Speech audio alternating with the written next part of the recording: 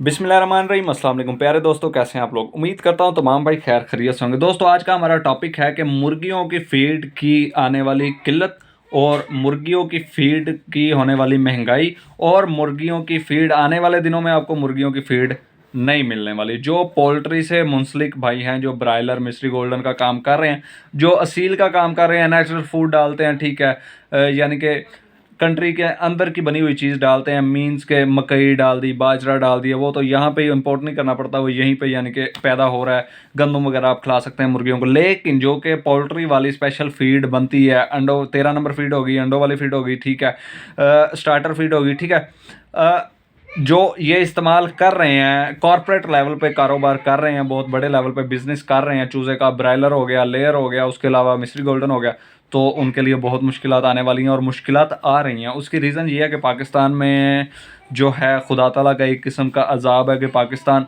बिल्कुल डिफ़ॉल्ट करने के कगार पे है या डिफ़ॉल्ट कर चुका है। अनाउंस करना अभी बाकी है। बहुत बुरे हालात आ रहे हैं और बहुत बुरे हालात इस टाइम हैं मुल्क के अंदर। बहुत बेरोज़गारी है, तो खुदा ताला सबको अपने हिफ्ज़ो मान में रखे। अब फीड के जो मैं बात कर रहा हूँ, फीड के अंदर दो तीन चीज़ें इस्तेमाल होती हैं सर। कुछ तो आपके मुल्क के ही पैदावार हैं, जो फैक्ट्रीज मुल्क की पैदावार ही इस्तेमाल करके फीड बना रही हैं, वो तो शायद आपको 500 से 1000 रुपये किलो तक फीड मिल जाए, ठीक है। लेकिन जो बाहर से इंपोर्ट कर रहे हैं चीज़, मीन्स सोयाबीन, सोयाबीन एक मेन जूज़ है फीड के अंदर इस्तेमाल होने वाला। मकई और सोयाबीन, ये दो चीज़ें सबसे बड़ी मिकदार के अंदर फीड के अंदर इस्तेमाल की जाती हैं। अब मकई तो पाकिस्तान की पैदावार है, बेशुमार मकई है, ठीक है, लेकिन उसके ऊपर इफेक्ट इस वजह से पड़ रहा है कि खाद महंगी हो रही है, ठीक है। उसके अलावा बारिशों ने जो है वो बहुत ज़्यादा बारिशें हुई हैं, जिसकी वजह से ज़मीनों का बेड़ा गर्क हुआ है, ठीक है। उसके अलावा पेट्रोल जो है वो आपको लंबी लंबी कतारों में भी खड़े होके आने वाले दिनों में नहीं मिलने वाला, ठीक है। तो समझें कि जब पेट्रोल नहीं मिलेगा तो किसान अपनी ज़मीन को जो है काश्त नहीं कर सकेगा। मीन्स मेन जूस डीजल और पेट्रोल है, ठीक है। डीजल पेट्रोल नहीं होगा, वो हल कैसे चलाएंगे अपनी ज़मीन को, गोडी कैसे कर सकेंगे, मुझे बताएं। तो जब पेट्रोल और डीजल नहीं मिलेगा तो ज़ाहिरी बात है, अब जब किसान का एक्सपेंस बढ़ता है, जब किसान का एक्सपेंस बढ़ेगा तो ज़ाहिरी बात है, एक्सपेंस बढ़ेगा तो चीज़ उसने फ्री तो नहीं दे देनी। अब उसे एक चीज़ घर के अंदर 100 रुपये किलो पड़ रही है तो वो आपको 90 रुपये किलो तो नहीं देगा, ठीक है। वो मंडी में फेंकेगा, वो 110 रुपये किलो फेंकेगा, ठीक है।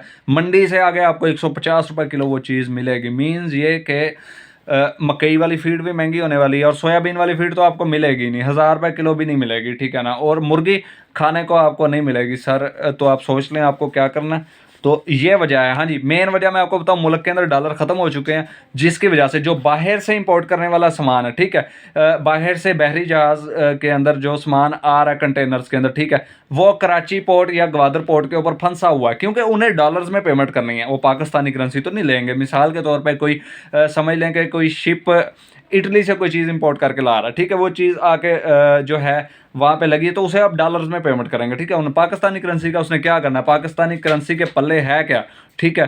तो वो उन्होंने डॉलर्स में पेमेंट मांगनी है, तो डॉलर पाकिस्तान में है नहीं, वो पेमेंट कहाँ से करेंगे। वो देखेंगे 5-7 दिन देखेंगे, वो कहेंगे भाई हमारे तो जो है वो रॉ मटेरियल ख़राब हो रहा है। तो जैसे हमारा रॉ मटेरियल ख़राब हो रहा है तो वो कहेंगे कि भाई या हमें डॉलर में पेमेंट करें या हम चीज़ लेके वापस जाते हैं, ठीक है। तो इस वजह से जब चीज़ अवेलेबल नहीं होगी, पाकिस्तान के अंदर इंटर नहीं करेगी, सोयाबीन नहीं आएगी तो फीड कहाँ से बनेगी, ठीक है।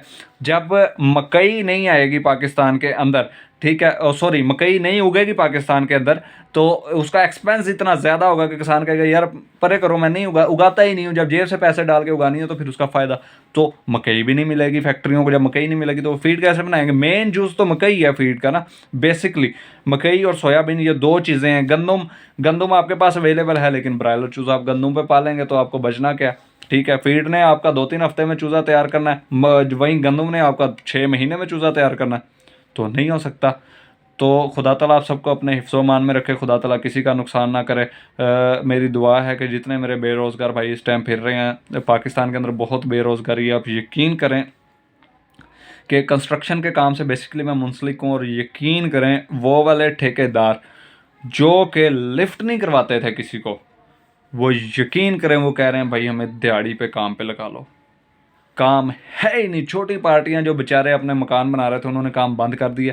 जो यानी कि छोटे इन्वेस्टर या हमारे जैसे छोटे यानी कि काम करवाने वाले लोग हैं, वो बेचारे अपना काम बंद कर गए हैं। वो कहते हैं भाई नहीं, अब पैसा रोक के रखो, मुल्क के हालात का कोई पता नहीं है आगे हमें, यानी कि बिज़नेस से प्रॉफिट आता है कि नहीं, खाने के लाले पड़े हुए हैं यहाँ पे, ठीक है। तो खुदा ताला हर किसी को अपने हिफ्ज़ व मान में रखे, ठीक है, हर किसी को महफूज रखे, हर किसी को बेरोज़गारी से बचाए। तो अगली वीडियो तक के लिए अल्लाह हाफ़िज़।